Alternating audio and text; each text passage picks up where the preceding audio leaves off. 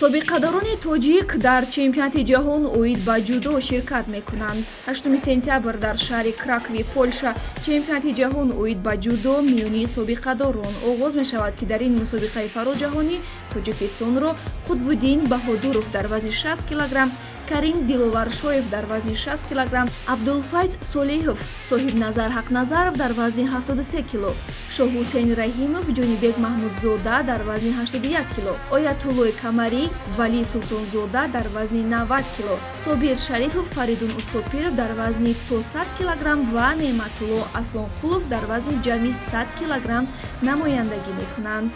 Дар чемпионати имсолаи ҷаҳон 896 ҷудокор аз 59 кишвари дунё ширкат меварзанд.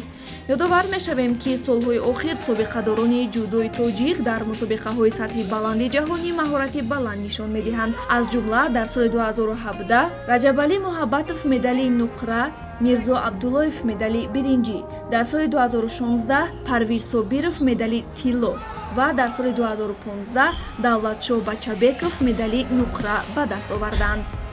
ҳайати имсолаи мунтахаб пас аз як қатор мусобиқаҳои интихобӣ аз ҷумла чемпионати Тоҷикистон интихоб шудааст ва умед аст, ки ин нафарон аз кишвари мо ба таври шоиста намояндагӣ мекунанд. ҷараёни нерӯсанҷии рақобатҳои чемпионати ҷаҳон миёни собиқадоронро телевизиони варзиш ба таври мустақим пешкаши ҳаводорони ин навъи варзиш месозад.